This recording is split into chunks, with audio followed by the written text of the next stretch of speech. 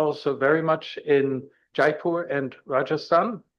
This is not my first time, but certainly my first time at this institute. So we're going to spend approximately 1 hour together, as far as I know, on speaking about mixed methods.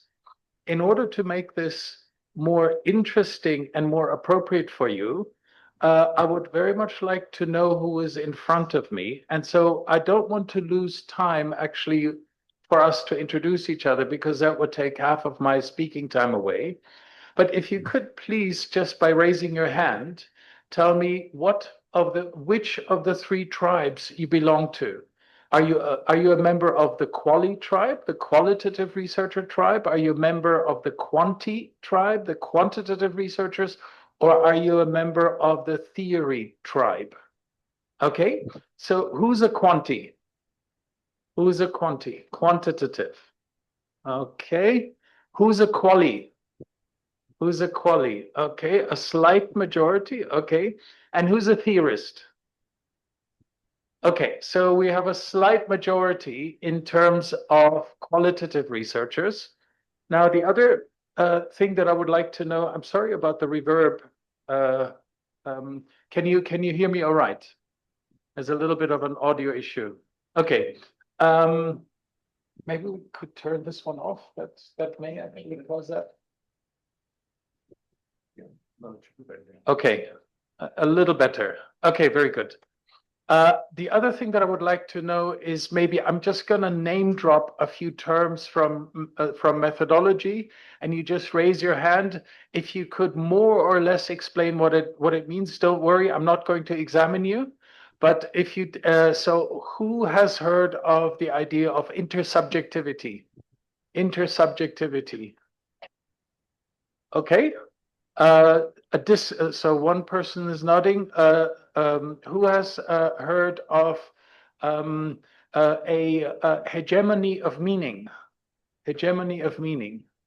A discursive strategy. A discursive strategy. Okay, so now we move into the other camp. Heteroskedasticity. Heteroskedasticity. Okay, that's the easy part. Logit and probit. Right, that's the easy part. Goodness of fit indicators. Okay, so the quantities are quite fit. All right, okay. That is important for me to approximately sort of pitch 2 semesters worth into 1 hour. This is basically an introduction to mixed methods, and I do hope that those of you who are familiar with mixed methods also take some stuff with you. There's 5 parts I'm going to speak about, so I'm going to prepare my watch to make sure I don't go too long. The first thing, before we start to think about mixing methods, let's see what we're actually mixing. So I'm going to take you back into your BA studies, and I'm going to ask you what the differences is between qualitative and quantitative research, but don't be fooled by this simple question, because I'm already warning you ahead of time. It's not as easy as hundreds of textbooks actually will tell you what it is. We will actually leave the realm of BA exams and introductory methods books to actually look just a little bit at what the differences are between qual and quan. The reason why we have to do this is, before we talk about mixing them, we need to actually figure out, okay, what are the ingredients before we start to cook this? Okay, so give me one of the key differences that you would argue is the difference between qualitative and quantitative research. The what part is handled by quantitative part, whereas why tells you, like the qualitative part will tell you why a phenomena is happening, and what is the scenario, like what it is in actually, will be shown by the quant. Okay, so why versus what? Okay, this is something that is quite well established. So how and why questions are supposed to be qualitative research. Now, if we had more time, I could show you, I could project from my PowerPoint presentation a few research questions, and then I would make you guess from what are these qualitative or quantitative research questions, and you would be surprised how relatively random is. The second exercise that we would actually be doing is to just reword how questions into why questions. So, for instance, how do women in traditional communities get to know about nutrition for their children? How do they get to know about it? Okay. Now, you're basically saying is that a how question is qualitative research. Okay.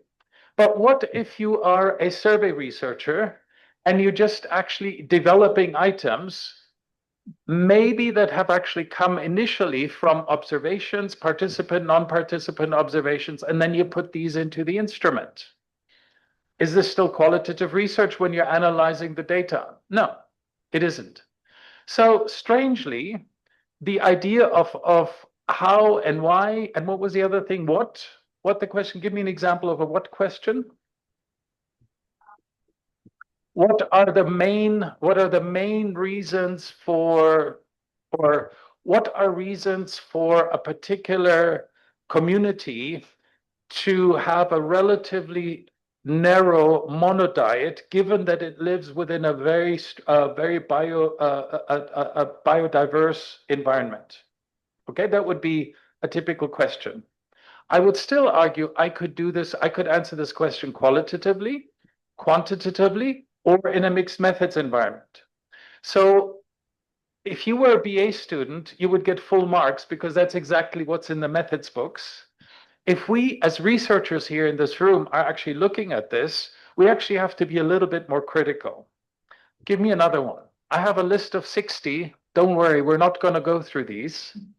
But I will show you how much of what we think we know about the difference between qualitative and quantitative research is actually not true. Give me another one. Yeah. Meaning and perspective, and quant is all about numbers. Yes. There's two different things that are hidden in your statement. One is words without words versus numbers, and the other one is description versus sort of interpretation, right? So in terms of the words versus numbers, that is also not quite true, because if we think about words versus numbers, just going to the qualitative part, very often, not always, but often in qualitative research, we quasi-quantify. When we code textual analysis, for instance, or visual or textual data, when we code, we're coding for presences and absences. This is a little bit like zeros and ones. Not only that, but we're also starting to interpret because coding in itself is not, it is analysis, but it's only part of it. We still have to interpret what we have coded. And so when we interpret, we would very often talk about what is the most dominant theme, what is a minor theme, how do themes connect with each other. We talk about the 40 interviews that we've conducted. The majority of interviewees would tend to talk in this way and not in another way. All of this is quasi-quantification. Now let's go to the quantitative part. If I were to do a statistical model and I find in a particular study, I'm giving you just one example of a coefficient, that income and gender of full-time working individuals in Jaipur, the statistical relationship is 0.37. Am I done? Can I just say it's 0.37? I'm going to publish a quantitative article now. No. 0.37 is actually a placeholder for the degree of association between either indicators or constructs. And this quantification actually needs a lot of words to make sense of what that actually means. So there's a lot of meaning construction. What do I mean? First of all, I have to have a research issue or research problem, which are words. I translate that into a research question. I may translate that into a hypothesis. I operationalize my hypotheses into indicators, whatever your model actually requires. Then I have to use words to demonstrate what kind of statistical method am I going to use to analyze what I'm about to analyze.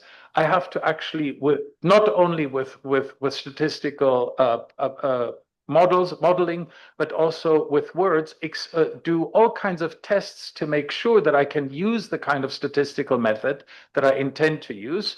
So, for instance, are the variables distributed the way they were supposed to? And if they're not supposed to, if they're not distributed the way they're supposed to, then I have to transform them, or I have to use maybe a non-parametric method.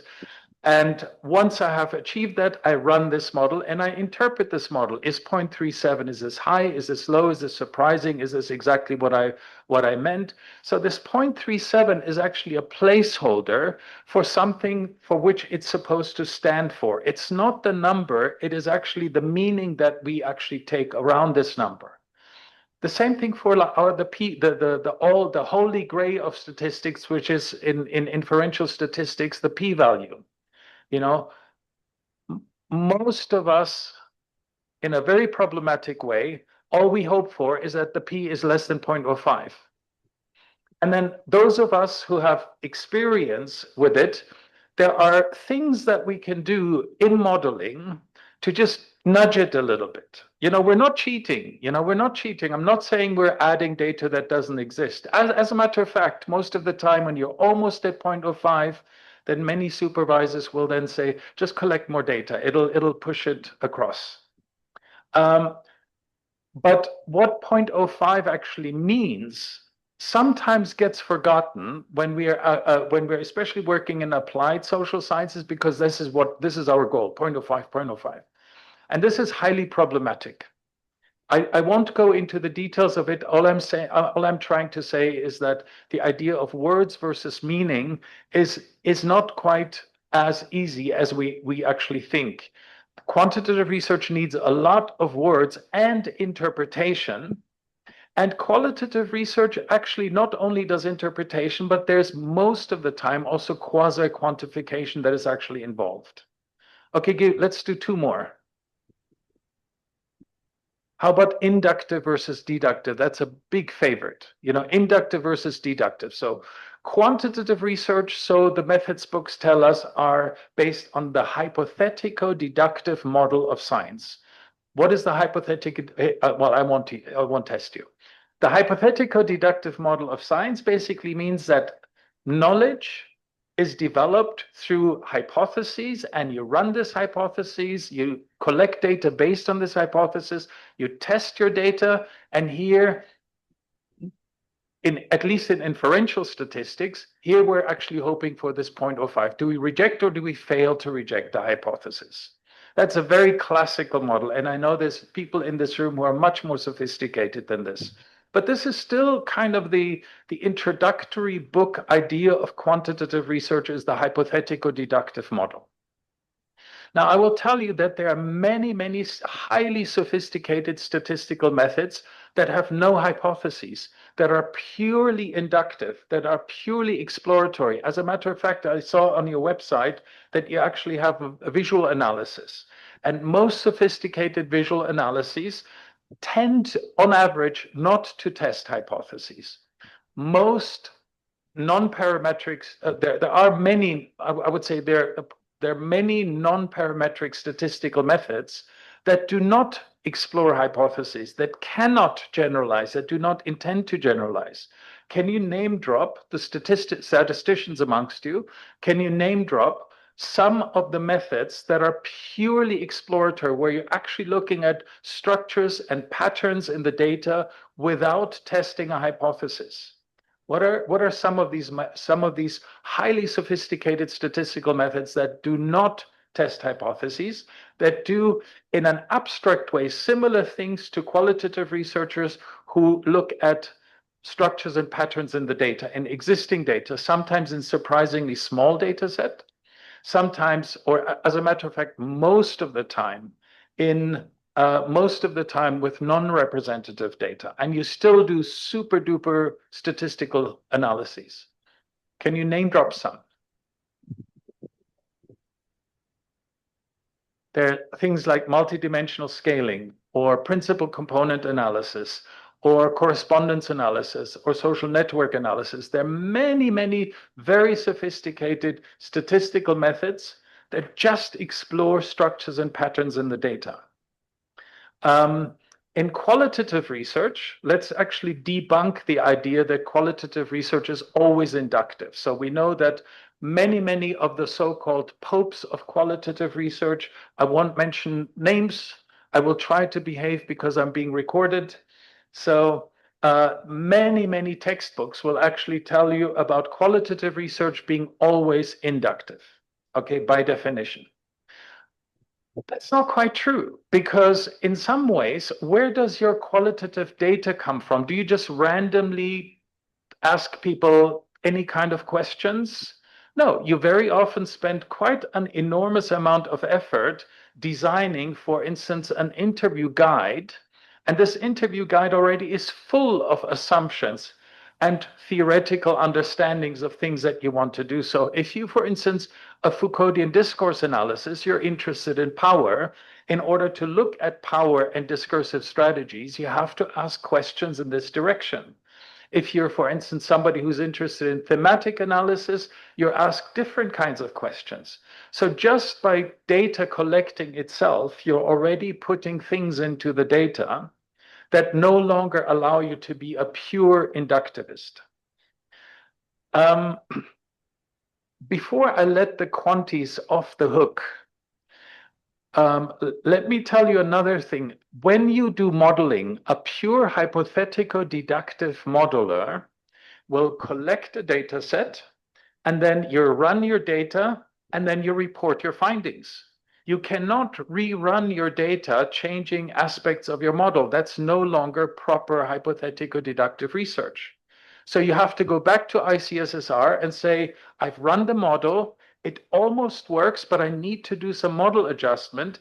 Now give me a few more million rupees or hundreds of thousands of rupees. I need to collect a new data set based on which I'm now going to run my adjusted model. Well, the bad news is that's the last time you're going to get money from the ICSSR. That's not what modern modelers do. What do modelers do? Those statisticians amongst you, the last time you published your findings from a statistical model, how often did you run that model? Once? No. 2 times, 3 times, a dozen times, 24 times? I run my models dozens of times, many different variations. This is what we call model adjustment. So what we do, we have all kinds of, depending on what kind of modeling you do, every variable that you have in or do not have in your model. If you do structural equation modeling, every arrow is actually a hypothesis. Every interaction is a hypothesis. And then moving variables in and out, changing and transforming variables, all of this, what you're basically doing is you're adjusting your model based on different runs. As a matter of fact, this is normal because in sophisticated modeling, when I say 9 times out of 10, this is still optimistic, your goodness of fit indices will not work. They will say this is a bad model from a mathematical perspective. It doesn't work. So you have to adjust it. Now, the more you adjust it, the more you actually use the output and you look the output to adjust your model, the more you're moving away from the classical hypothetico-deductive model. So modeling is actually quite an art. It's very beautiful because it is somewhere in a gray zone between deductive and quasi-inductive research. So in that sense, we're not really doing what we're teaching our poor undergraduates in order to pass our courses. We're actually much more artists than just rule followers in statistical modeling. And so what do we say then to the journal that we submit our article to? I've ran this model 127 times, and this is the one that I pick. No, we don't do that. We just present one model, and then not necessarily explicitly, but we kind of present this model as if this is what we actually from the beginning modeled, right? But don't worry, we're not cheating because all reviewers and all editors are in on this. So we're all doing the same thing. So that's okay then. Going back to the qualies, you have learned maybe from the textbooks that all qualitative research is inductive. You're exploring the meaning in the data. Not quite true. because we started off by saying that qualitative data comes from somewhere. So you already put a lot of theory, a lot of quasi-hypotheses. These are not hypotheses because we're not testing hypotheses, but you're putting hunches or theses into the data, and then you're actually looking for that.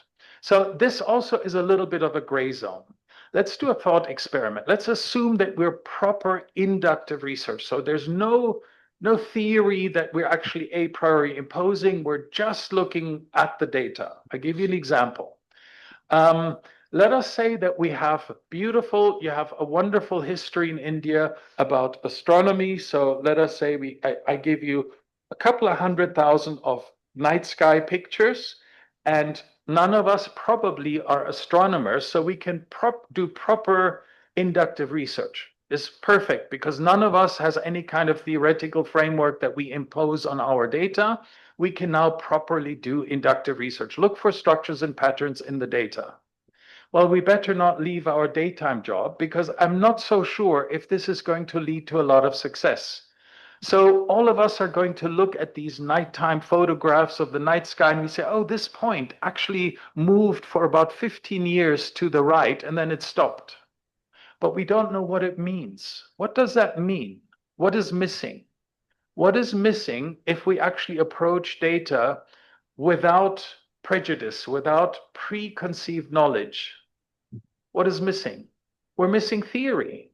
We're actually missing that thing that pure inductivists actually say they're celebrating.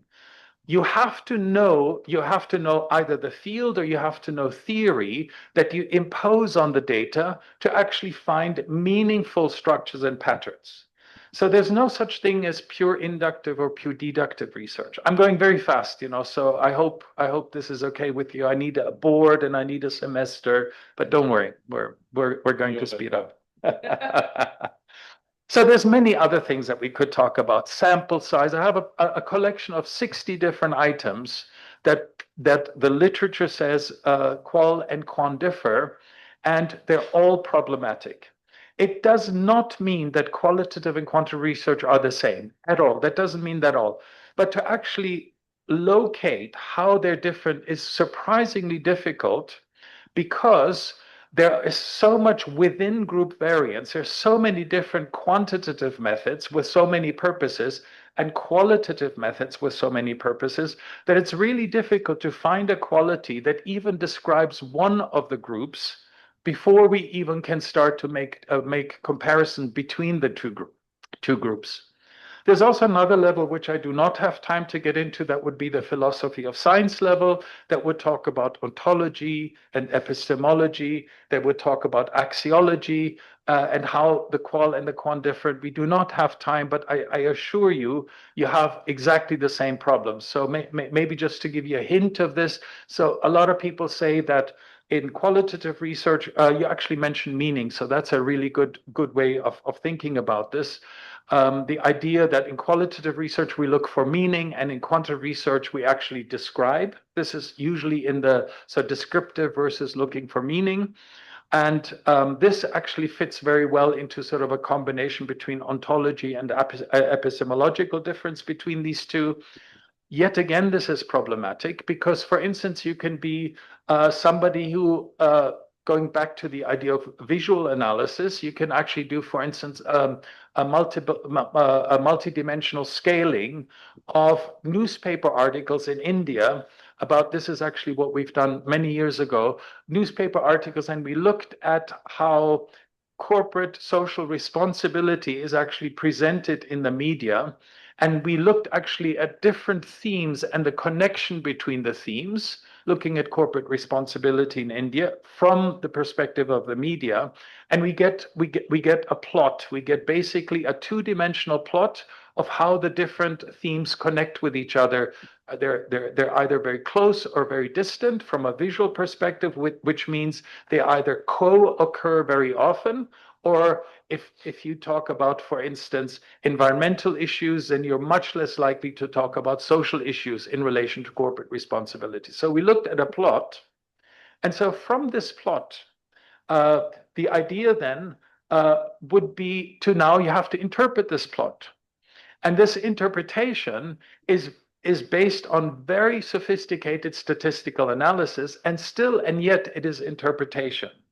So in that sense, there's not a single coefficient that should stand for itself. There's a lot of levels of interpretation. For instance, just the translations in statistics between what your research constructed, such as poverty or nutrition or health, that is a construct. And then you need to actually break this down into indicators. And this is actually quite difficult. Even the idea of what a household is must be even more difficult in India than it is in Switzerland. You know, what exactly is a household in order to determine how many people live in this household? Is very, very complicated. So you can just say, okay, well, let's just pick something that we've always done, and then that's a household. But that's not necessarily the right way to do it in modern India. Maybe in rural area, household is very different from an informal settlement in Mumbai, for instance, which may be very different from a very fancy area in Jaipur. So just the meaning of household is different.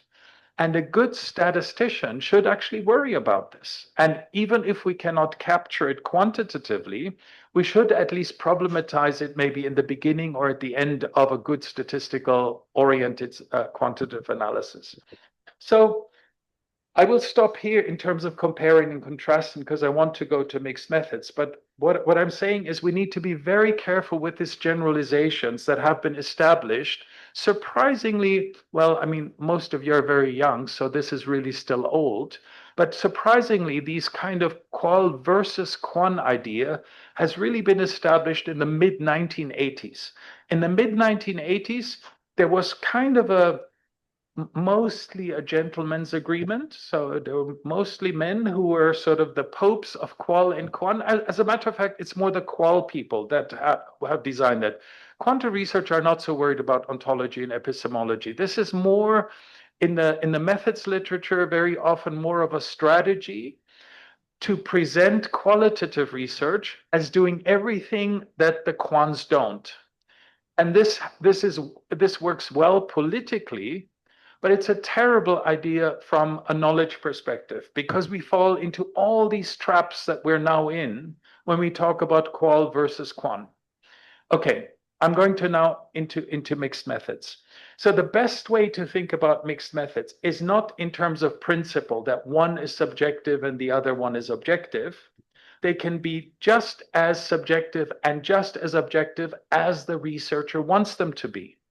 So, for instance, if you interview in Uganda, for instance, HIV positive mothers and how they care for an HIV negative child, then you can do this. A medical anthropologist can do this qualitatively, and somebody who works quantitatively can actually collect structured data for statistical analysis. It's the same topic. It's the same kind of ontological and epistemological position that both of them can decide to have. Or you want to be a constructivist. Let us say you actually want to study how people make sense of what is good food. So this is the construction of meaning of what is good food. Now, methods tradition would say, okay, then you have to be a qualitative researcher. No, you don't.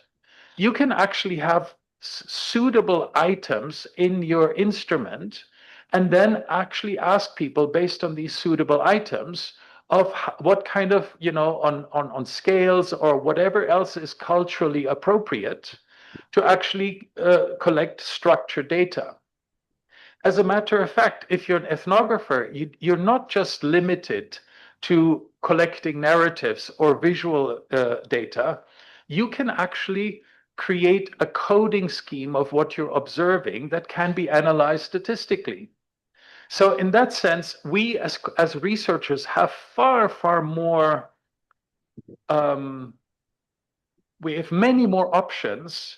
And it's actually quite sad how in the last couple of decades, we have narrowed our way into econometrics on the one side, and then I don't know how exactly to use a label on the other side, sort of the qualitative interpretive side. I don't want to make light of them. They're a very powerful tradition. but man, could we do a lot more with these things. And I will also, I hope, in the time that remains, I also hope that you will see how incredibly important, not just mixed methods, but actually questioning the quasi rules that have been established in the mid 80s for a country like India, for a state like Rajasthan, and for this institute, because we're just taking on all these habits that have established themselves as quasi truths, and we're always doing the same thing over and over again. It may be actually good for publishing, it may be good for getting grants, but we may not actually get at the issue that we want to get at. And I'm finding more and more, both as also as an editor, but also as a reviewer of hundreds of projects in my former role as a research council of the Swiss National Science Foundation, I find that we actually we have started to propose projects where half of the time I know exactly what's going to come out.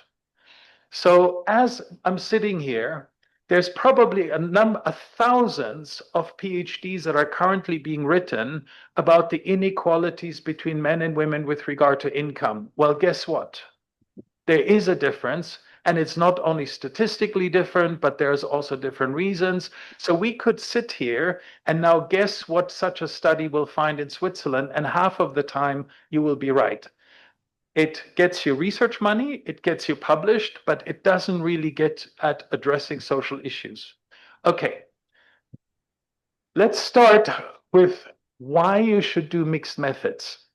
My favorite mixed methods design is probably also the most simple design, and that is an exploratory sequential mixed method design, an exploratory sequential mixed method design. This basically starts qualitatively and then moves into a quantitative component. I give an example of an exploratory sequential mixed method design. You may be a survey researcher, but instead of asking the questions that have always been asked, or maybe that have been developed in Australia or Canada or the US in the 1980s or 90s, and we want to get into an American journal, and so we sort of copy that, we may actually say, let's actually be a little bit more culture sensitive, a little bit more context specific. Let's actually maybe pick a scale that has been established, but let's actually add to the scale questions that we think may be relevant to Rajasthan or to a community outside of Rajasthan. So what you could do is you could, for instance, do some exploratory interviews in combination with observations in order to better understand the culture specific and context sensitive phenomenon that you're interested in. So the most important thing here is that the qualitative researcher or the part of the qualitative research needs to want to make a contribution to the survey. So it's very easy to say we're qualis, we do something else, and the survey people are limited because you can rehearse that. No, the idea is the qualitative researcher wants to help improve on the survey design.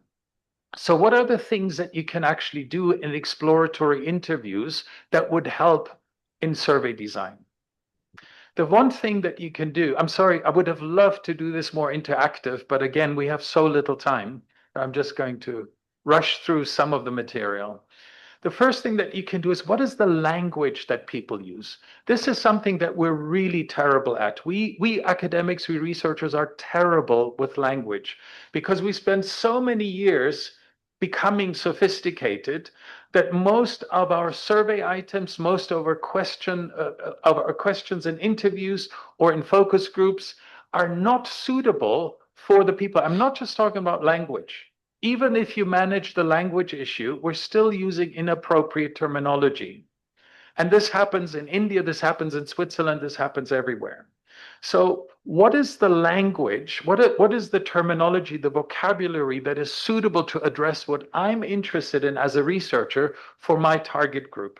This is part of good exploratory interviewing, where it's not just a ping pong game between question, answer. You're actually, the one thing that we also as scientists have become really bad at is listening. And so you need to become a listener again and try to find out what exactly, how do people in the community, and when I'm talking about community, it doesn't have to be a village, a traditional village. It can actually be a government office. It can be a university. It can be a corporation. What is the appropriate terminology to use to pursue my research questions? How do I actually introduce my research? Maybe it's not a good idea to say, I'm Dr. So-and-so from fancy institute so-and-so, and we're being funded by government so-and-so. Maybe that's not a good way to start.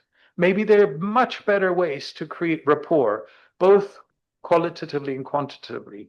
So the first thing is, what is the language? The second thing is sensitivity. So how sensitive is the issue that you're talking about? So for instance, is the question, how many children do you have? Is that a sensitive question or not? Yes. It can be. For some people, it is. So for instance, when we did research in China, our colleagues asked us, how many children does Annette and I have together? We're married, by the way. Uh, and we said 0. And it was terrible for the people who asked us, because that was such a shame. They felt so horrific for even asking this question. This poor couple doesn't have any children, And then in our cultural context, this is no big deal. So there are many questions that seem to us normal that are super duper sensitive to the people that you're working with. So that's the second thing that you can explore with these narrative interviews. The third thing that you can actually do in these narrative interviews is to develop ideas for context-specific and culture-sensitive hypotheses that you can actually later test in the survey. So you may have all kinds of ideas from your own experience or from the literature of what the hypotheses should be that you test. But being exposed to the field will give you amazing ideas that you never thought of, and that certainly the literature has never thought of. And this would be a third wonderful opportunity to actually then develop from these narrative data. You will tell the survey people, or if you're the same person, you will know which item do I need in my survey in order to test the hypothesis of things that I've observed in the field with interviews. Okay, so this would be an example of a sequential, an exploratory sequential mixed method design. So you're you're conducting interview in order to improve on the survey. And I hope you see how important something like that is for an incredibly fast changing India, for India that is very, very different. Just 20 kilometers from here, it's completely different from where we're sitting right now, and how incredibly important it is to become a little bit more sensitive to culture and context. Okay, that was my favorite design.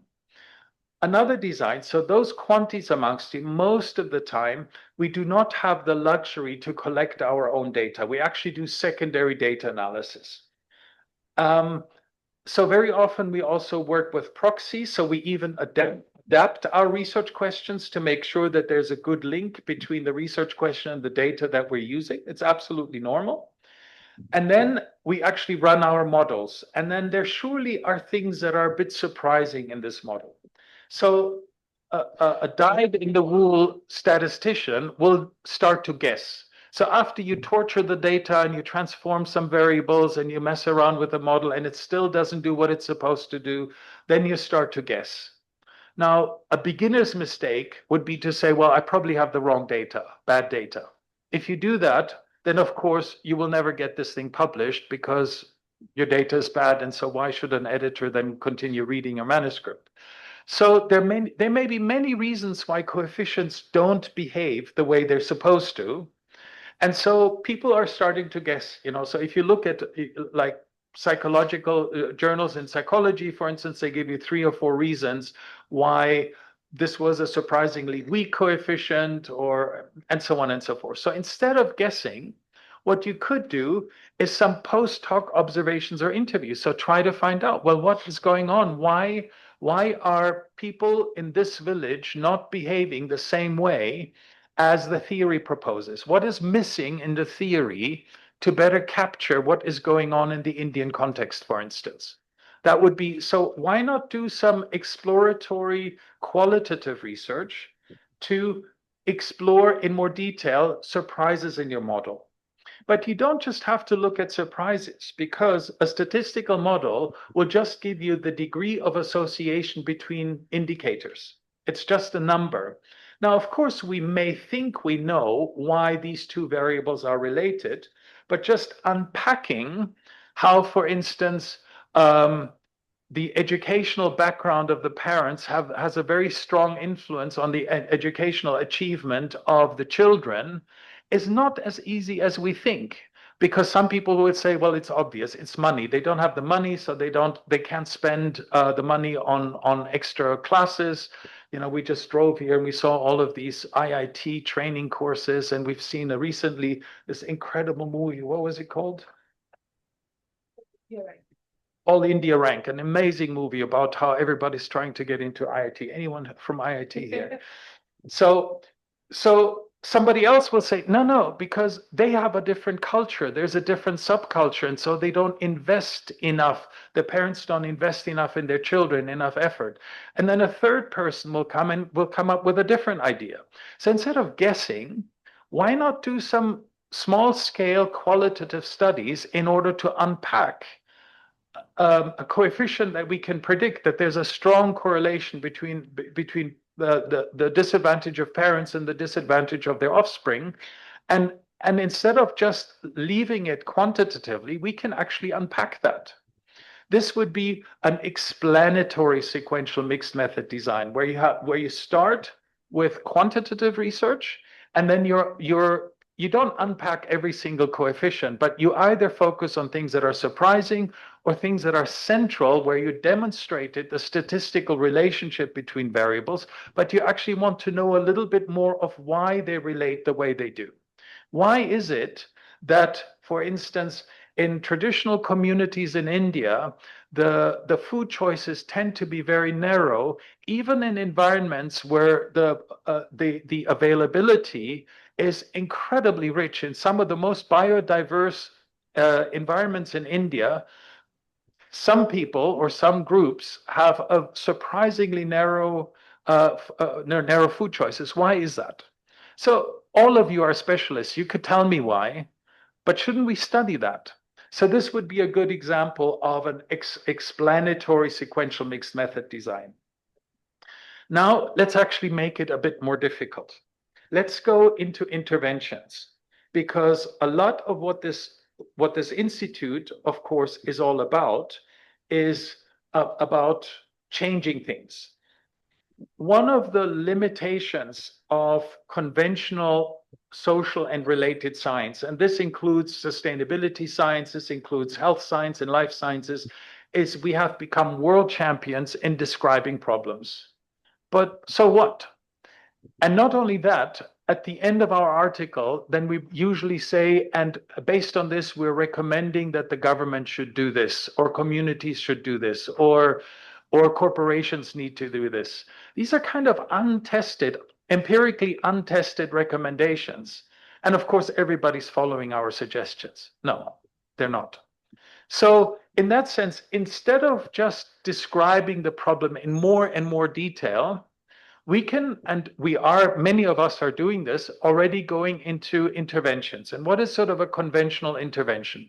You have a pre-test, you have some pre-indicators, some baseline, then you conduct the intervention, and then you sort of look how the baseline has actually changed after the intervention. And then there's a big debate about how long after the intervention should you actually do the measurement? Should you do right after? Should you do it a long time after? And so on and so forth. You have sleeper effects.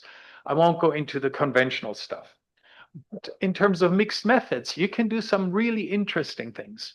So in terms of mixed methods, instead of you determining what the baseline is, you could actually do some qualitative study, for instance, focus groups with, we talked about villages earlier. Let's actually go into MSMEs.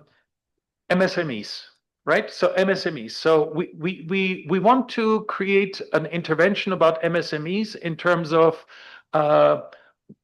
about financial security, how to, where they can borrow money, under what conditions should they borrow money for what kind of innovation and so on and so forth. So let's just take this as a hypothetical example.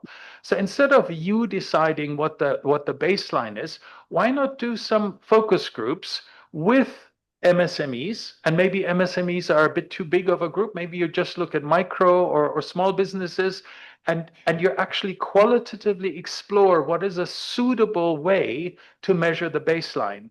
What is a suitable baseline for your kind of intervention? That would be a qualitative part that then, of course, leads to an actual quantitative measure of maybe you have not just one, but you have multiple baselines, different kinds of baselines about the degree of success of the business, the ambition of the business owner, and so on and so forth. Who knows what comes in? So this is the first kind of mixed methods component. You do focus groups before you define what the baseline should be. And this is the test now. What kind of mixed method design would that be? Is this exploratory, sequential, or explanatory? Exactly. I see you got really good grades when you're exactly. So you're exploring before you then determine what the quantitative indicators are. And then you run the intervention, whatever the intervention is, an information campaign or maybe something a lot more sophisticated. You may even have two different kinds of interventions, a quasi-experimental design, is information enough, or should there be much more of a participated living lab kind of an element? So while you're running this intervention, you could also, for instance, have something like the diary method, where the person who's conducting the intervention actually notes the different things that are happening during the intervention in order to actually note down what seems to work really well, what doesn't, where do people pay attention, what do they find interesting, less interesting. So you have the diary method, the qualitative part on the one hand, and the intervention, which isn't quite quantitative. So I don't want to say this is mixed methods, but I can say that the qualitative component could actually be really interesting as part of the intervention. And then at the end, you have the baseline, and then you end at the intervention. You measure again whatever you decided to measure, and instead of leaving it there, you could, for instance, do some exploratory or narrative interviews with people who were part of the intervention, your small business owners, to talk to them about how confident they are. So it's not maybe just an X on a questionnaire, but to actually tell them about how helpful that was, or how likely or unlikely it is that it works for their kind of business. So there's also a qualitative component that goes with the measurement that you're taking at the end of the intervention. So the same thing in terms of intervention would also work for RCTs, would also work for quasi-experiments. So there's some really interesting things that you can do with interventions or quasi-experiments where your main focus is actually to improve a situation instead of just measuring the dysfunction of whatever. And that again could be mixed methods could be incredibly important because of the elements that are connected to India's very, very fast change, to India's incredibly different environments, not only across the country, but also just regionally. I'm absolutely sure that within Jaipur, you have so many different MSMEs that they cannot just be put into one pot. And just to become more sensitive to the culture, and when I talk about culture, I don't mean Indian culture. I mean even the business culture, the business sector culture. So people who deal with garbage will have a very different culture than IT people, people who want to become millionaires by coming up with the newest, hottest app, things like that. So mixed methods could be very, very important to actually apply. I will end my last 5 minutes because I would love to also hear from you a little bit. So in my last 5 minutes, I want to sort of add to this by saying, the more serious you become about actually changing something, the more you may want to start to look at transdisciplinarity. So who has heard of transdisciplinarity? It's not the same thing as inter or multi or cross-disciplinarity. Transdisciplinarity. You've heard of it. You're just... She's the one who always does the work, I doesn't know. she? Yes. Well, there's a number of others, but I know that many here are very shy. I know that also. Swiss are similar. That's just Swiss. Yes. So, transdisciplinarity is actually the idea that it's not the researcher who comes up with a solution.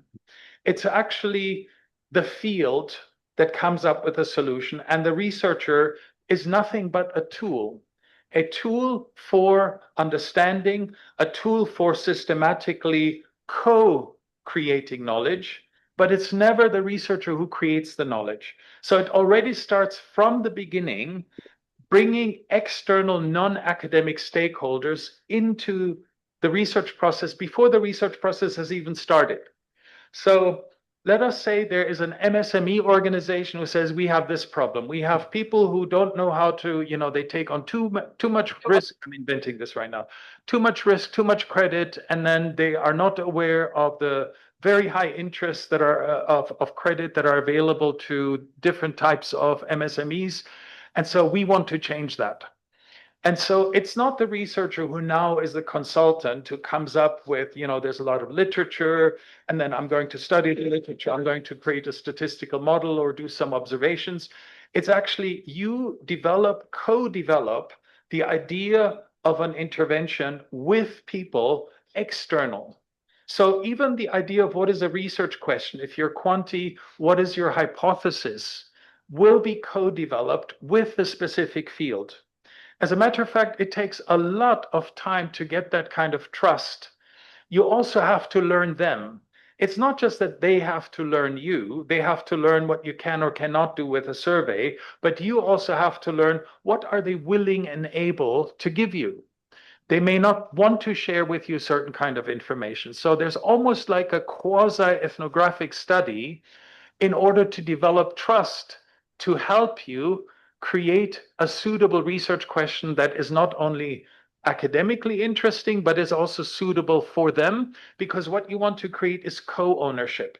This should no longer belong to you as a research. This should actually belong to is a joint effort that at least belongs as much to the people that you're working with and to the groups and to the communities that you're working with as it belongs to you.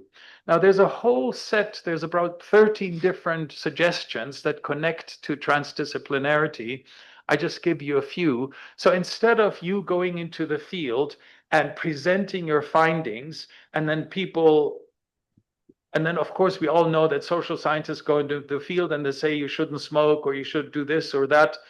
You shouldn't be violent to your wives and to your daughters. And then, of course, people always listen and then it stops. No, it's not like that. So to better understand that, you need to make co-owners, maybe not just of the women. Maybe you want to create co-ownership about an intervention of violence in communities with men in order to make them co-owners of this kind of intervention. And so now it's not you going to the community to tell people what is good and bad and what they should do, what they should not do. They actually become the agents of change. You made them co-owners. They now know, not from a scientific perspective, but the language that you co-developed with the people external people that you worked with, they now know how to communicate to their community, to their subgroup, of what works and what does not work. And the more you integrate people from the outside into your research, the more you no longer have to worry about whether people are going to follow your advice, because it no longer is your advice. It is actually co-owned and it is distributed amongst insiders. So again, this is a whole semester in itself on transdisciplinarity, but this also goes very much in the direction of cutting edge mixed methods research. I do want to stop. It's 55 minutes now. I would like to stop because I would like to hear from you a little bit about maybe questions or concerns or things that you did not buy, things that I just said that you say, oh, that sounds silly.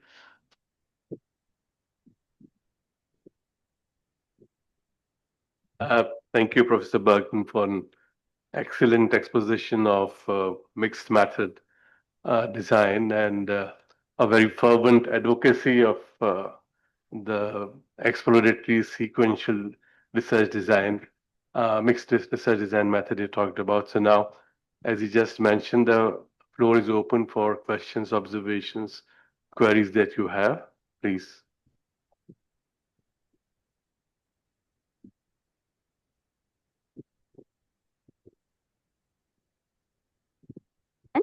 I thoroughly enjoyed myself and listening about the mixed method approach, because I do feel that I mean, none of the part is complete until you bring out the holistic scenario out of it to make the policies effective.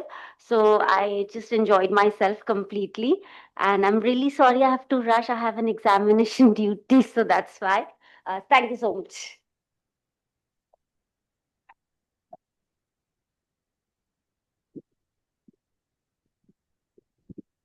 Yeah, this use of Likert scale, rating at the scale of 5 or 10, yeah, like, so with that tool, can a quantitative researcher become a qualitative kind of or subjective mode of inquiry? Is it appropriate?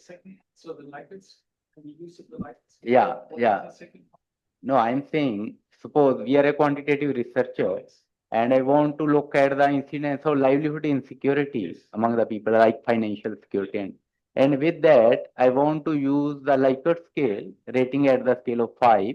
How do you find that you will be able to have a good resourcefulness in your old age? Like that, with that tool, I think with the subjective mode of inquiry, we are bringing in a whole experience, the past experience with that, and it is left to the individual researcher to answer that. It's not my, as an interviewer, it's not my preconception, but I am asking the respondent based on their past experience. Is it appropriate tool? And will that help the quantitative researcher becoming qualitative researcher? Like, yeah. Okay, this is a wonderful topic. I wish we would have time because, first of all, even though the whole world calls it Likert scaling, if you actually go into AI or go into Wikipedia, if you look at Likert scaling, you find that this is actually a way of measurement. It's actually a very complicated way of assessing a construct, although we misname it a Likert scale. What the statistically appropriate term actually should be is actually an ordinal scale. It's something on an ordinal scale. But don't worry, this was not a criticism. This is a war that I have never won in 35 years, because we all call it Likert scaling. So this is a shortcut and it's a misnomer. But there's something much more important. The other thing that you mentioned is it's 5 points. This is habit. This is a really good example of how most methods books say that you should have 5 points. But why 5 points? I've done actually a mini experiment. I've studied Mexican American and European American identity, and I tried to figure out, well, how many points do Americans from different ethnic groups want in order to appropriately answer this? And it's actually quite crazy how different the appropriate scale is. So for especially educated urban European Americans, so white people like me, they said, well, 10 points is not enough because I'm somewhere between 7 and 8. I'm not 7, but I'm not 8. So a hugely individualistic self does not want to be put into only 10 points. They need more, they need more points. Whereas I'm not saying that Mexican Americans were less educated. I'm saying those Mexican Americans who were less educated in my study, they said, what do you mean 5 points? I either am or I'm not. It's 0, 1. It's a dichotomy. It's just 5 points. What does that mean, 5 points? It doesn't make any sense. So there are some really interesting studies about the culturedness of how many points do you need. There are some things, especially in terms of sensitive topics, where a middle position is actually not a good idea. So you want to actually make people, it's a forced choice format, you want to actually make people think about the item and then decide whether they're on a 4-point scale. Am I a little bit for it, strongly for it, a little bit against it, or am I strongly against it?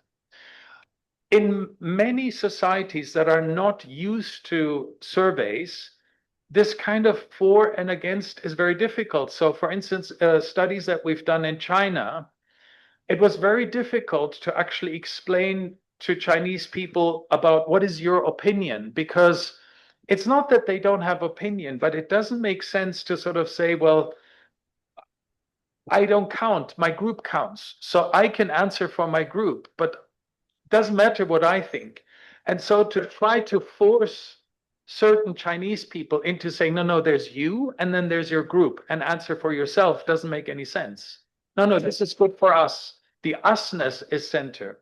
So the idea is that we can hand out these so-called Likert scales or surveys is very, very problematic.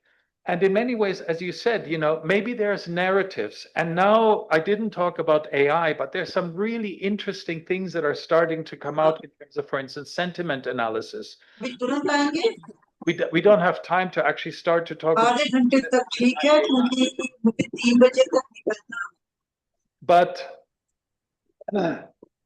but I think a serious study needs to very, very carefully assess whether and to what extent what items are appropriate for what target group.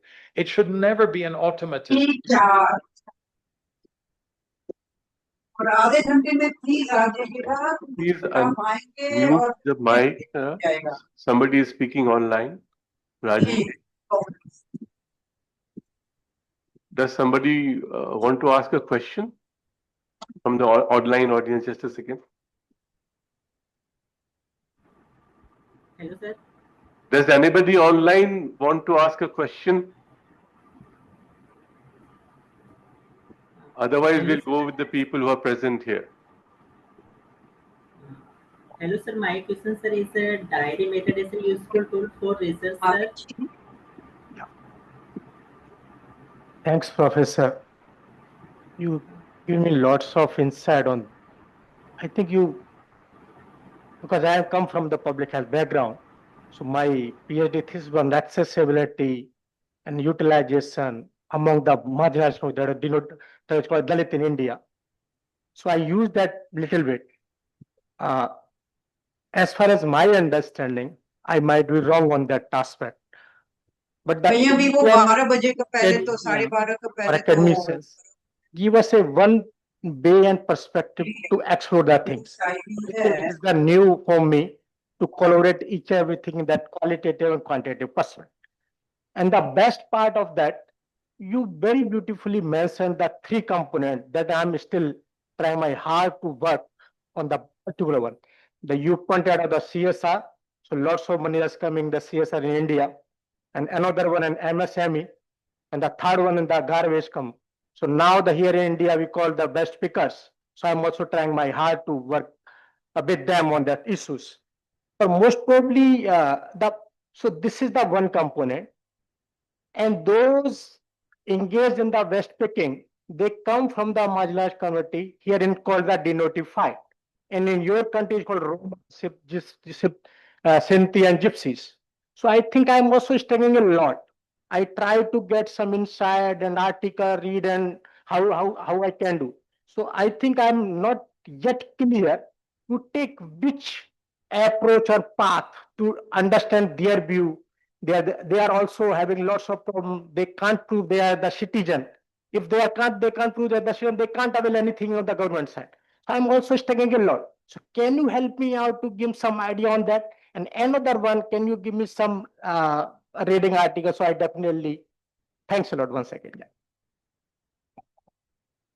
Did I understand correctly that you want me to sort of reflect on, for instance, how to work with waste pickers from a transdisciplinary perspective? So you're picking the hardest group and the hardest method. Yes. No problem.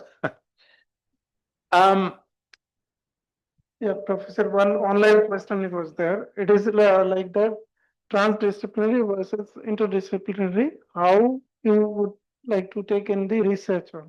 So this is how would we take it in the research? So we have received online question. Let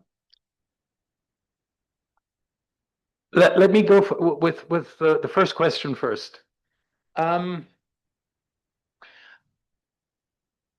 It is very, very difficult for us academics, and the more sophisticated we are, the more it is difficult to even empathize with waste pickers, because from our perspective, the trap is to see all the things that they do wrong.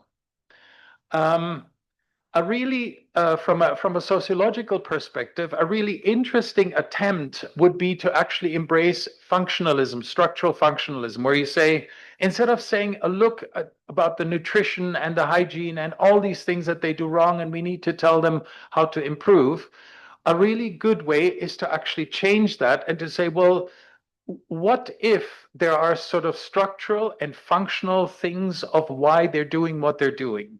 So instead of a priori saying, well, this is completely wrong, and from a public health perspective, we must change this as quickly as possible, to try to actually understand what are they doing that makes sense to them.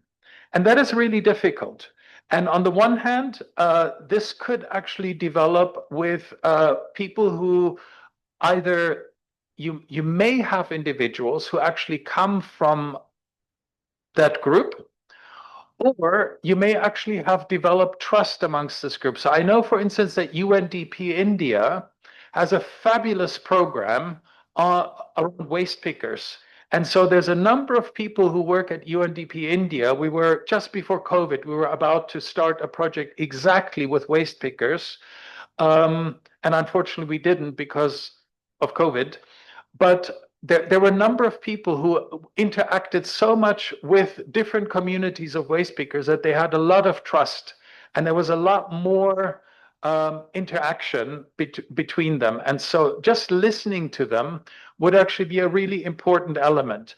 And so instead of saying, okay, we're going to try to fix health and nutrition and hygiene and this and this and this, which theoretically is all important, why not just pick one thing and then just focus on that thing to collaborate with them on this one thing, and maybe talk to them about different things. So again, a 5-point ordinal scale would not work with waste pickers most of the time. Not because they're not stupid, but because there's a different way that waste pickers think and express themselves. So in that sense, trying to find out, well, what is even good data? What is even data that I can collect from waste pickers? And maybe at the first level, I know it takes a lot more time than we want, but maybe the first thing is to understand the functionality of what we would call dysfunction. What is it that they do because they do it for maybe sometimes extremely rational reasons that we don't know, because we come from a very different universe, actually. You may then actually, there's every human group has spokespeople. And I'm absolutely sure that in a group of waste pickers, there will be spokespeople who will, if you're lucky and if you develop trust, so it's not just an in and out, I go collect my data and I go away. But to develop a relationship, these spokespeople are likely to actually speak to you about it. And then you can suggest something. So something magic happens when the researcher becomes the one who doesn't know, and the waste picker is the one who knows. And the more they feel that you listen to them, the more they will tell you, especially if you have trust with them.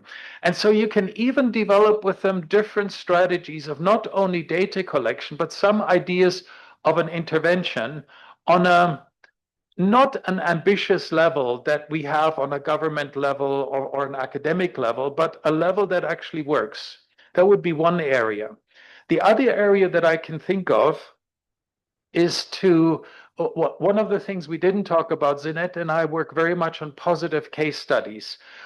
I would try to identify, and it's not easy, but try to identify maybe waste pickers who have found, let us say, successful ways of childcare while they're waste picking. So how do they find it? How do they deal successfully with childcare? So I would look at the exception to the rule.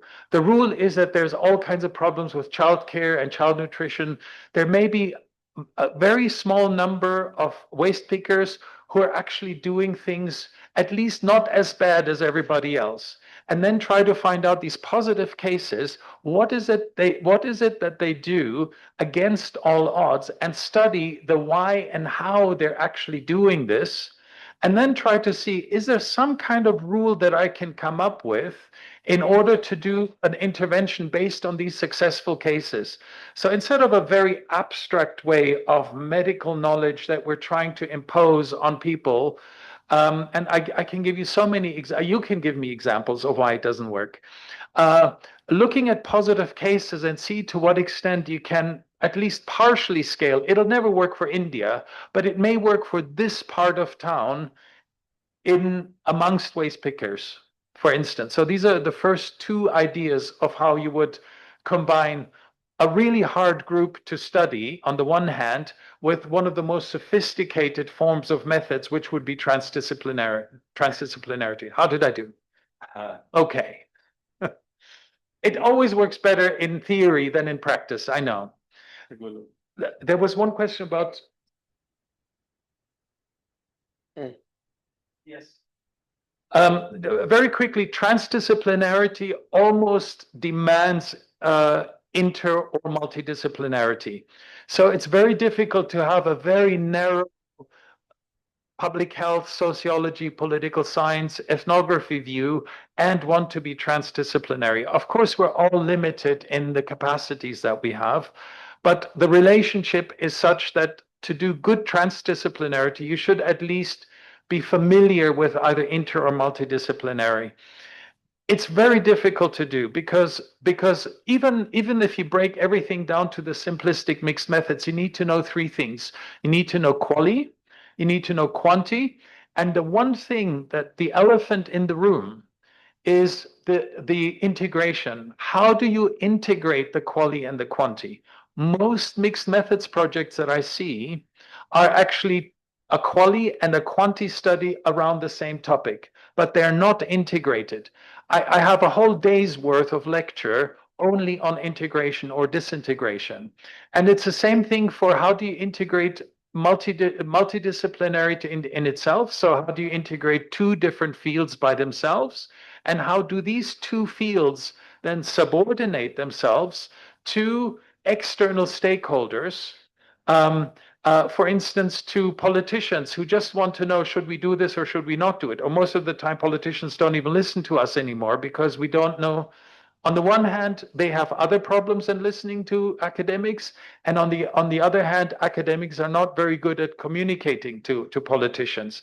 So in terms of transdisciplinarity, that would be such a wonderful opportunity to bring dedicated politicians who are really interested in water issues in Bengaluru, to bring them on board into a transdisciplinary project. They have to have time, but to actually bring them and say, what is it that frustrates you the most about the findings that we've been presenting to you for the last 3 years? What kind of findings do you need? And then we need to learn them and they need to learn us. And there has to be a commitment between these two, which is not easy because most research grants don't pay for that. So, yeah. I'm very new to this mixed method approach. Yeah.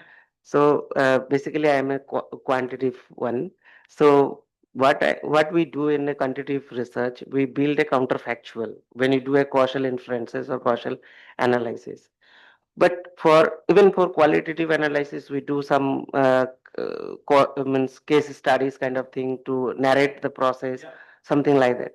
But what could be the process of building a counterfactual in a mixed method approach?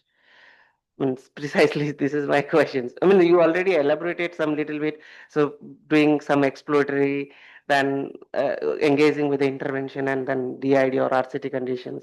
But could you please elaborate? Yeah. I'm actually surprised that you say that in quantitative research you do counterfactuals, because usually this is more done in qualitative research. Because in quantitative modeling, things that are not on the line is noise or measurement error. So we just say, okay, these are extreme outliers or outliers, and then we do a little bit of Mahalanobis distance or Cook's distance, and then we're fine. And then we fix it, and there's ways to fix it until the coefficients get stronger and things like that. So we tend to not do that. And there's actually a beautiful relationship between, you mentioned case studies, where you can use many different ways of how to look at outliers in a much more systematic way. So maybe you don't have to have 1,300 households in your study. Maybe you're just looking at the states of India and do some kind of a statistical analysis. And there are some states that actually fall out of the norm. You may have a relatively good model fit, except for one or two states that don't fit. So instead of saying, well, these are outliers, but otherwise everything works according to the statistical model, you can actually do a case study, let us say 2 outlying cases and 2 cases that are very typical from a qualitative perspective, in order to better understand the coefficient that actually drives the majority of the states of your analysis. So in that sense, counterfactuals can be very interesting because they may actually explain the qualification of the rule. So the rule is that if the government intervenes in this way, then maybe some kind of a sanitation or water program works. Except in these communities, it doesn't work. And so instead of calling them outliers, which would be typical for statisticians, we could actually do a case study. So let's look at maybe 2 extreme cases of where government intervention did not at all work, and then 2 other, let us say, communities right next to them where it worked surprisingly well. So what is it qualitatively in terms of comparative case studies that makes these 2 extreme outliers not behave statistically the way all others behaved? Did I answer your question? Okay.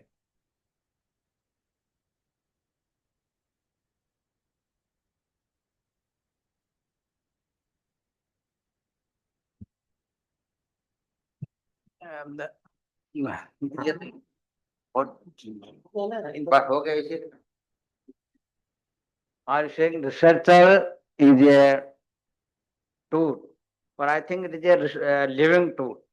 Researcher is a living tool. Yes. So sometimes is induct in all the prejudices, all his self-prejudices, including in the research, and liking, disliking, and his upbringing and backgrounds. So how to separate these self to the creation of a systematic knowledge? The bad news is that this is not possible. So I would divide between biases, and this goes very much into ontology and epistemology. So the idea is how researchers are formed based on their training. So if you're an economist from the University of Chicago or an economist from the University of Delhi, you will prefer different models. There's some impressive economists that you have here, but they will not agree with each other. So whoever you follow will strongly influence how you think about an issue, the data you collect about it, the kind of analysis you're going to do, and how you interpret it, and then the recommendations that you make. So the bad news is that it is not possible to eliminate, for instance, the bias that you get from being trained in one school and not in another one. There's a couple of good things about it. The first one is that all research is conditional and partial. So there's no perfect research. I've never seen an article that is completely unbiased, even though sometimes, especially in quantitative research, we like to sometimes pretend that this is unbiased, but we know that there's bias in the data. There's bias in terms of the kind of analysis that you've chosen to do compared to the many, many dozens of others that you could have done that may have introduced variations in your results, and so on. So so the good thing is that we all know that all research is conditional and partial. So no matter how systematic you are, it is all contingent on the theoretical framework that you chose, the data that you have available, the analyses that you have conducted. And good readers, good critical academic readers know that. Now, we have to, of course, change when we communicate to politicians because they don't want to know our theoretical bias and so on. So you have to do a little bit different work. The other good news in terms of this is that you would not be able to actually recognize the relevance of an issue outside of our personal norms. You know, you want to change something, that already is a bias. You know, why should we care about poor people? Well, because our social norms drive us to it, which already biases us toward a certain set of approaches or theories.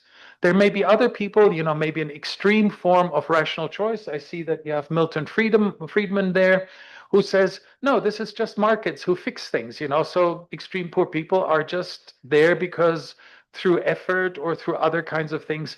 So in that sense, these what we call biases also allow us to make meaning and to change something.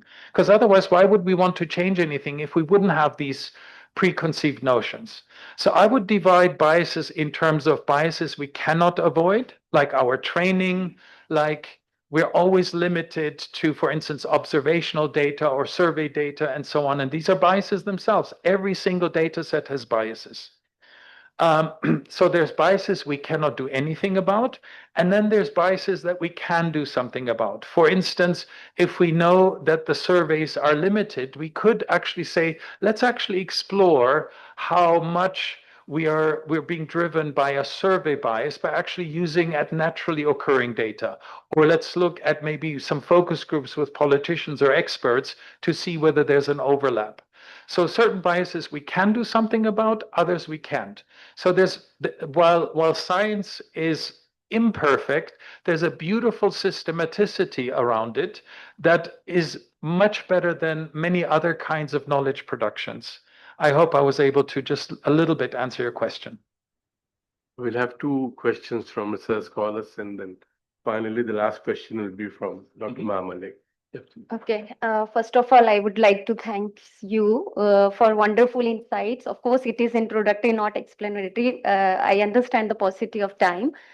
Of course, you ignited lots of curiosity and, you know, kind of into the method of designs, which we really do it later on in detail.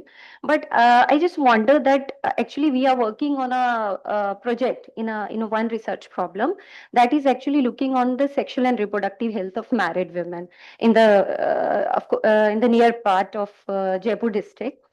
And when we are going to the field, what happens? Sometimes when we interview the ladies, they themselves, after interview or during the interaction, they themselves, you know, come up with this thanks to us that your tool has given us kind of information.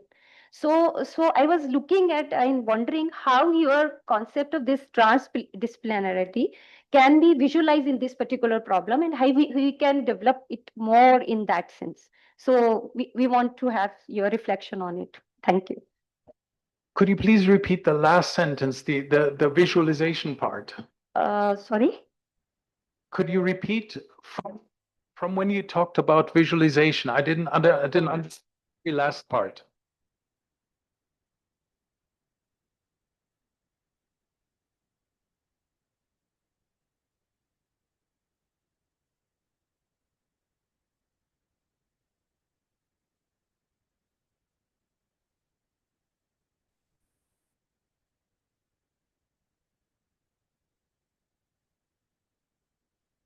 Okay, actually, this happens very often that the better you can listen and the better rapport you're actually developing, the more you're actually changing somebody's practices and sometimes somebody's life. So when I've done, for instance, interviews with prejudice, people actually realize that they were more prejudiced than they thought. And that was quite a shock to people. So very often just the fact of good listening and good interviewing makes people aware of things that they were not aware.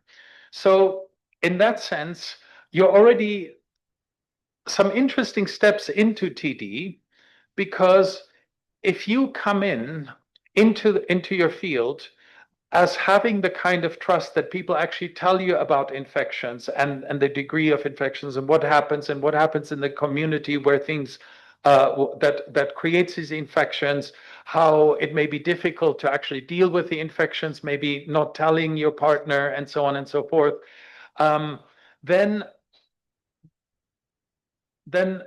one thing to go in the direction of the TD would be maybe to co-develop certain ideas around this knowledge that people are telling you of what they think could actually help. So that would be one element. I belong to maybe a little bit more of a conservative social scientist, where I say, I would actually do this in two different parts. The first part is me as a researcher who's basically collecting the analysis. I'd be super careful not to become like a social worker or a therapist or a health worker when I'm collecting the data. However, once I have the data, I certainly think it is part of my responsibility to maybe also give information, and maybe if I'm a therapist or a social worker or a health worker, to also then turn roles, and I'm no longer a data collector. So I would actually separate that, and I would maybe expand the last part if you feel that this is very helpful to the people, because that is very often much better than actually paying them for their participation. So what I've found is that sometimes rewarding people with money through their participation, there's all kinds of biases that you get from that. But actually spending more time, and what I sometimes do is I revisit a community to thank them, to show them what I've done with the research, to even give people a copy of the first page of an article. Of course, they don't understand, but they see that this is something that we did, you know. So there are ways to interact with communities that makes your work meaningful, where they then trust you. And so I would maybe expand this part of having collected the data and then trying to nurture this relationship, and not just say, I go in, I collect my data, and then I do my academic work. Thank you very much.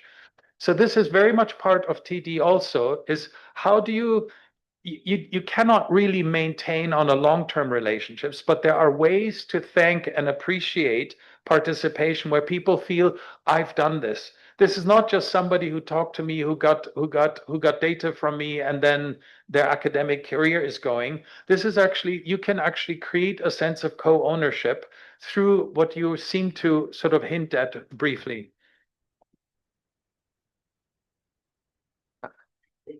Okay, thank you, sir, for your wonderful lecture. You give many points to think about, and I really enjoy that. So, in your lecture, after hearing, and now I'm in a dilemma. So, my question is related to that. So, you talked about how qualitative and quantitative research are interconnected, like how quantitative research itself is a product of qualitative research.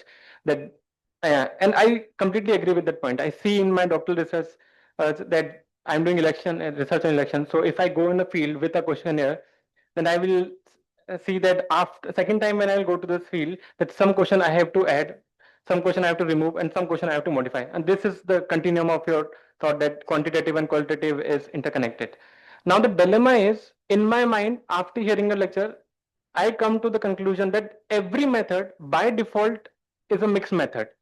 There is no distinction between qualitative and quantitative. You asked initially which tribe do you belong to. So now in my mind, the assumption is no matter what you come to the point, which kind of research you are doing, inherently it posits an idea of mixed method. So I want to ask this question, that where do you draw the distinction? What is explicit domain of qualitative and what is explicit domain of quantitative with no interconnections? That's my. This is a question of principle, and I think there are too many principles that are incorrect in the literature. There's a much better question, and the question should be for what purpose? This is philosopher Richard Rorty that we very much like, and the researcher always asks for what purpose? For what purpose do I want, not do I have to, do I want to do qualitative research? Because almost every single question, almost every single research question can be answered qualitatively or quantitatively or through a mixed method design. So I do not belong to the people who say mixed methods is better than mono methods. I mean, most of the mixed methods literature actually makes that claim. I don't think this is a good idea. Zinette and I, and there's a number of researchers here in this room who are much more pragmatic, where we never start with a research question. Even though the books say, what is your research question? We never start with a research question. We ask, how much money do we have? How much time do we have? Who is participating in the research? And that means, what are their skills? And so already these questions that beginning researchers don't ask themselves constrain what you can or cannot do. It does not make any sense to do mixed methods if you don't have quali or quanti people on board. So if you're a super quanti, do quanti. There's no problem with that. Just be careful about the assumptions that every single project has, including a mixed methods project. And as I said earlier, all projects are conditional and partial. Just because you're doing mixed methods doesn't mean that, for instance, expert interviews or document analysis or sentiment analysis of tweets would not have increased the complexity of your findings. But the goal of research is not to create complexity. The goal of research can never be to get a hold at the project as it is out there, the complexity of the phenomenon. It's not possible. You cannot do this because a survey researcher would have to do a personality test before they administer the how many points people need, because there's some personality types who like to answer in extremes, others who like to answer in the middle. They don't want to go outside. It doesn't make any sense to do a personality test before you submit a survey on poverty or on health.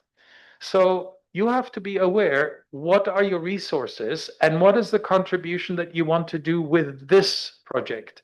You cannot do it all.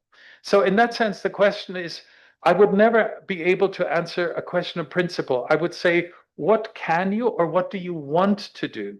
We never, we almost never ask, what kind of method do you want to apply? We always think, no, we need to look for the right method. So much so, but look at the top professors in your field. Even though the methods books tell you, pick the methods that are suitable for your research question, that doesn't make sense, because there's dozens of data collection and dozens of data analysis methods that you could use to answer this. The more senior you become, the more you like certain methods or theories, the more you explain. You never say, I like this theory. I would never say to a poor PhD student, do this method because I like it, So we have crafted a set of arguments why we think a quantitative or a qualitative approach is the most suitable. But most of the time, this is just habit, this is prejudice toward methods, and so on. So the question should be, of course, also what is suitable. So surveys may not be suitable for rag pickers,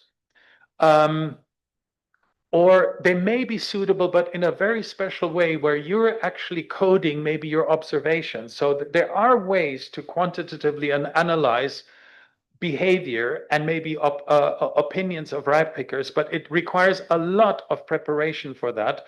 But the question is, what can you, within the resources that you have, the skills that you have, and hidden, because you never tell a funder or a supervisor, but hidden, what do you want to do? And then learn to package that into, well, here are the 4 reasons why this theoretical framework is suitable. And then you make it a debate. So there isn't an a priori. It's actually a choice. And this is maybe also something that if we would have time, we would talk more about research design. You have a lot more freedom and a lot of choice, and the ability to negotiate what you can and what you want to do is really the art of defending a research project, an academic article, and so on.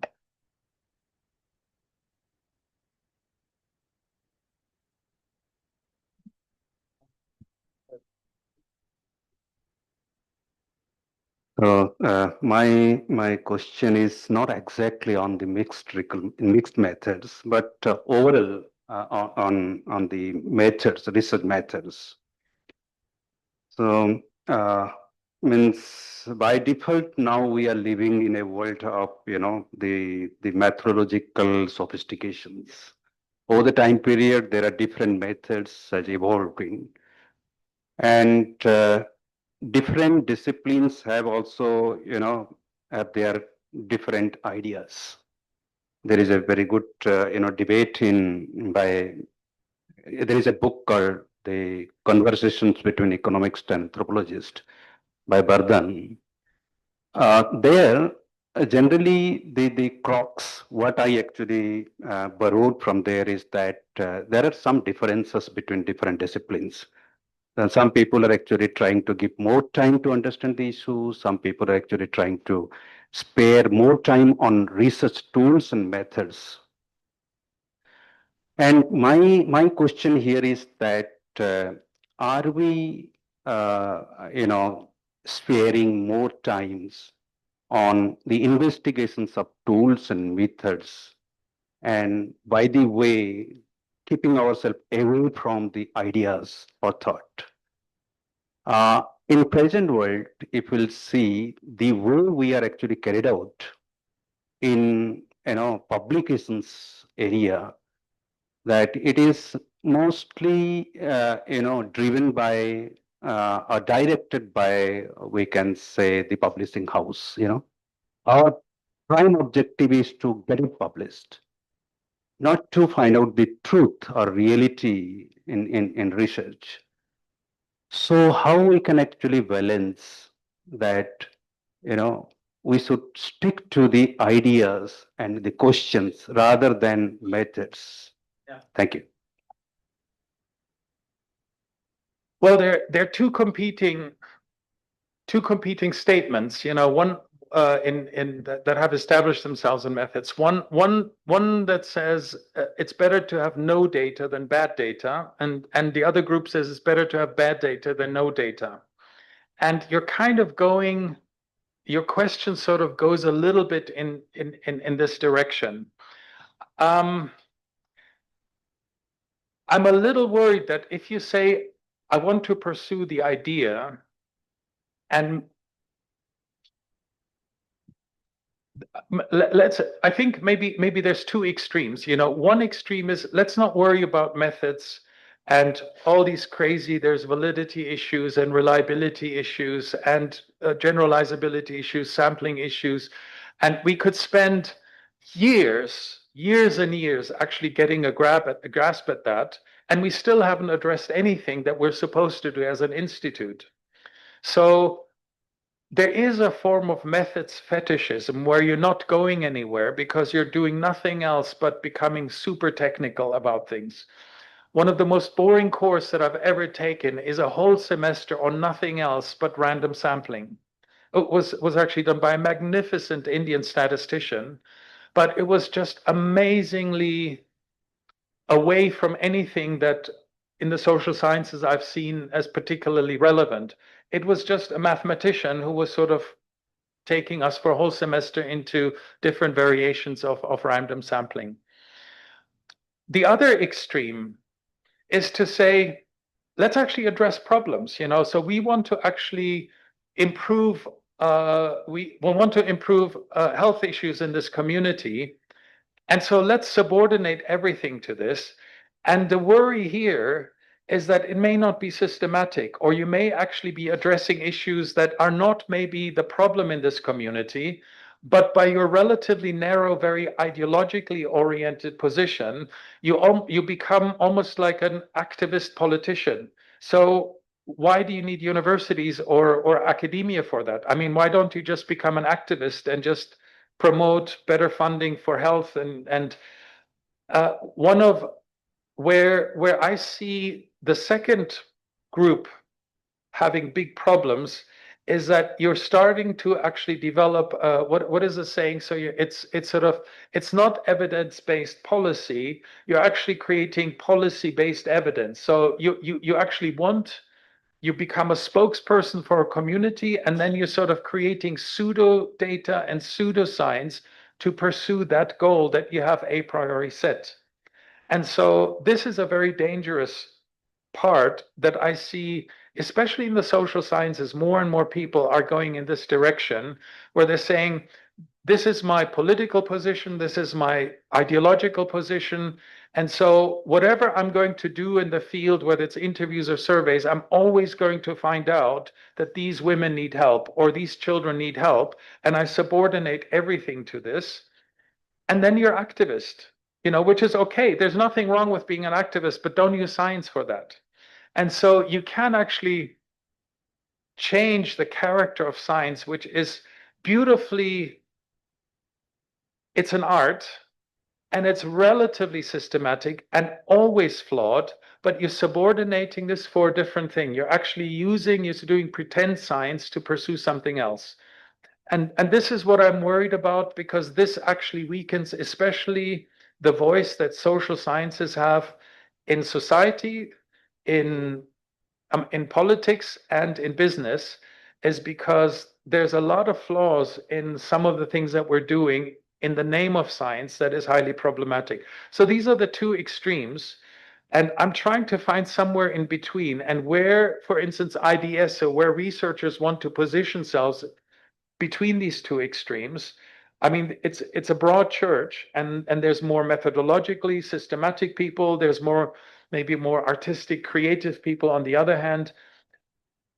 I would very much worried about a debate between economists and and anthropologists, because one thing anthropologists have forgotten, which used to be a really interesting area, would be quantitative ethnography. And this has been forgotten. This has been so this goes very much into sort of closing down our minds into quali, quanti, and this is what economists do, this is what ethnographers do. We already have these churches. Do we really need to make them higher and higher? Or do we need to start to address, and this goes actually in the direction of your argument, do we need to break some silos down to make economists think a little bit more in one direction and ethnographers and anthropologists think more in another direction, in order to address a problem more efficiently?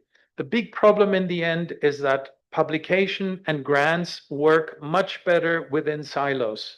So no matter what funding bodies say, they say, no, we need multidisciplinary, interdisciplinary, we need mixed methods. But in the end, it's still, the top journals are still monomethod. The top journals are still very much within a relatively narrow scope of theoretical approaches. So the Institute and you as researchers have to decide, do I want to be a career academic or do I want to address a problem? I'm exaggerating this dichotomy, but it is to some extent there. You do have to, if you want to do TD, if you want to have an impact, you have to spend a lot more time on something that doesn't really get recognized in a top peer-reviewed journal article.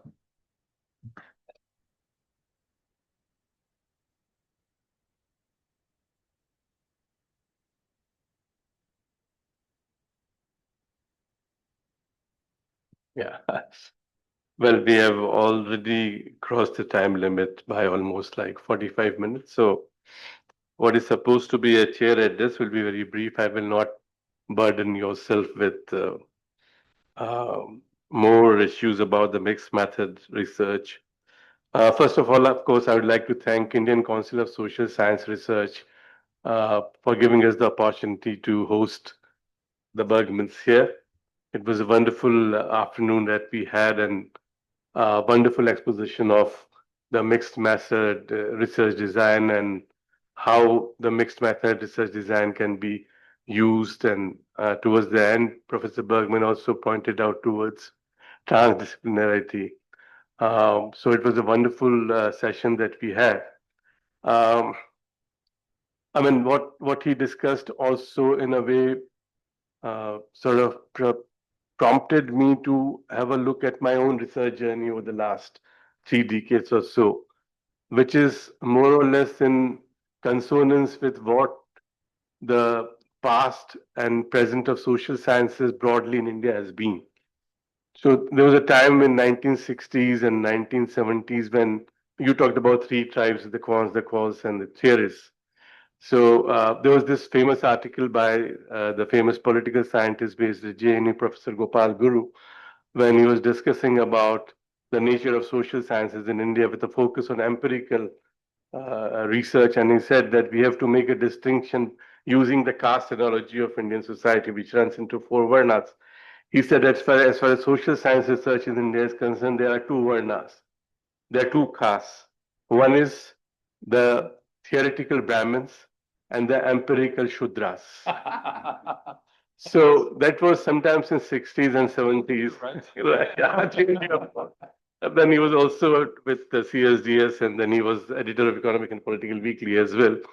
So when we discuss these issues about what our friend, the young friend, raised the issue about polarizing quants from quals and the whole mission which Professor Bergman has been talking about, has been working on, of mixing the two for a purpose. You know, we can't talk in terms of disintegration of quants and quals, but there has to be more and more focus on integrating the two. But this integration should not be some kind of a research compromise just to ensure that both are used, we are using both. So everything depends on the context of the study, on the the kind of research question that we have. And I think one of the major problems with Indian academy, I'll leave aside a few universities, the manner in which the post-behavioral revolution started, where there was a lot of emphasis on substance over technique by David Easton, or when we started talking about giving more emphasis to meaning than method.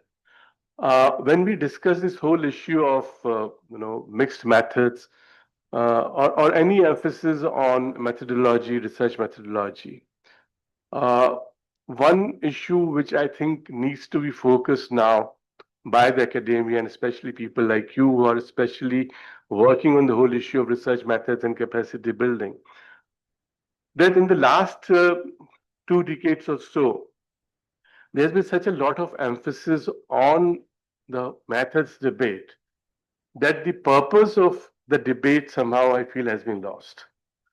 Now, when we look at different states in different continents of the world, there's a whole lot of emphasis on state being the major deliverer, distributor of services, or redistributive state that we talk about.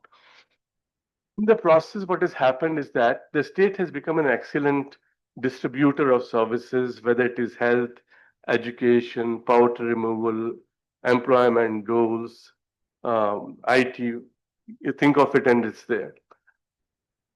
But I think the more fundamental issue here is that if you want an efficient state, what exactly that state is going to deliver to? Is the state only supposed to deliver certain services to the people, like water or transport, whatever? Is the state some kind of a system which wants to make the society more liberal, more democratic, more secular, more inclusive? My hunch is that because of this emphasis on technique again, although we started with substance over technique, the whole emphasis on technique has resulted in a situation where liberal democracies all over the world are suffering. If in some method, if in some through some mechanism, we can work out our our research designs in such a way that we can identify why, in spite of the state being a good redistributor now, democracy is shrinking. Why democracy is shrinking? If you look in Southeast Asia, look at each country surrounding India. And why leave out India? We also are having problems in India. Look at Bangladesh, look at Sri Lanka, look at Pakistan, look at Nepal. All these countries used to have some pretense of a democracy. They had a democratic structure, but that democratic structure has gone in all these countries. In the 1960s and 70s, when we were discussing Indian democracy, we used to say that, okay, democracy as far as procedural dimension is concerned is firmly established in India. We used to have regular elections, we used to have independent media, we used to have a very independent Supreme Court, so on and so forth. After the emergency, we had another problem.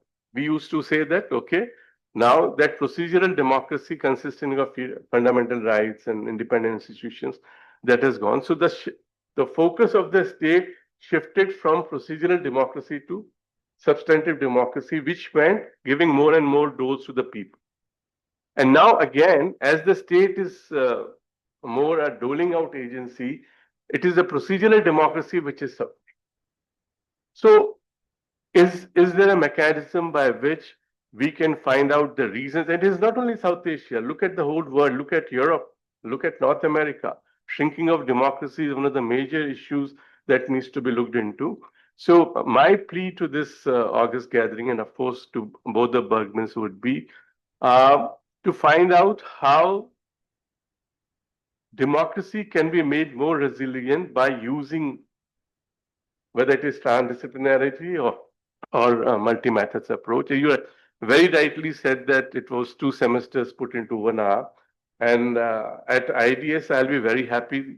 The faculty here will be very happy if we can have some kind of a collaboration with your institute. I was so amazed to see that there's a department in the university which focuses only on social research and methodology. What we do in India is that we have a certain course for 3 months, 6 months, which focuses on research methodology.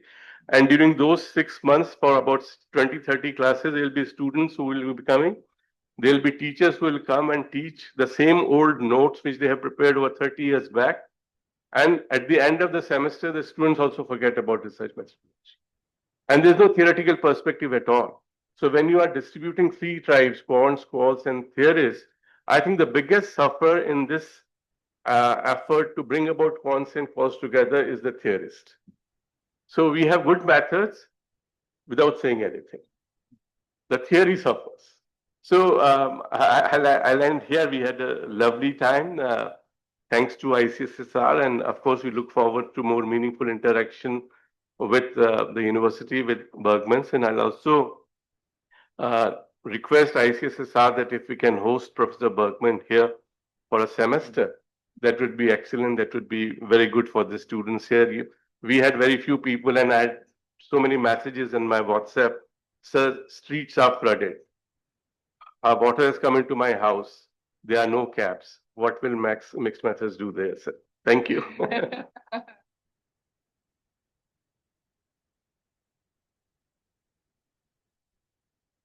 So thank you, Professor Bergman. Thank you, Professor Sanjay Lodha, for chairing the session. And now I request Professor Sanjay Lodha to present present kind of appreciation.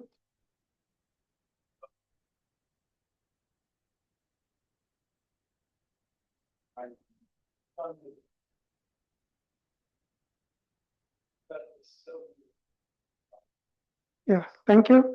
Now I Dr. Guru to present vote of thanks.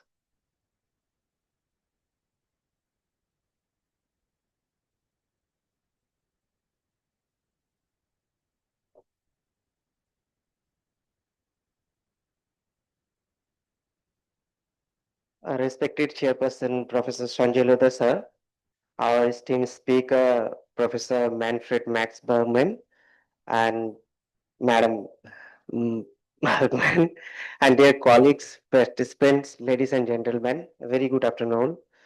On behalf of the Institute of Development Studies, it's my great pleasure uh, to extend a heartfelt vote of thanks to everyone who made this event a resounding success. First and foremost, I express my profound gratitude to our distinguished speaker, Professor Manfred Max Bergman. Sir, your insightful lecture on the application of mixed method approach was truly enlightening. And the introductions of the methods. Thank you for this introduction to the methods. For me, the new learner, it was quite interesting, and I will definitely look after forward to it. I hope the audience have also enjoyed the same. So I would also like to thank I would also like to thank Madam Dr. Janet Bergman for your gracious presence. We extend our sincere thanks to Chairpersons Professor Sanjay Lodha sir. He is also the director of the institutes for his gracious leaderships and for steering the proceedings of such expertise. We are also deeply grateful to our parent body organizations, the Indian Council for Social Science Research, New Delhi, and the government of Rajasthan for their unwavering support, patronage, which makes such academic events possible. Our gratitudes also goes to all the faculties, means those who are put their meticulous effort, coordinated the and various segments of the to make the event successful. A special thanks to our technical and supporting staffs whose efforts behind the scenes ensured the seamless execution of this program, both offline. Finally, to all the participants who joined us in the conference hall and also in the Zoom, your engaging questions and active participations enriched the discussions immensely. Thank you for your valuable time and interest. The conversations ends here, but the ideas surely will be continued. We now invite you to join for the IT. For the IT. Thank you.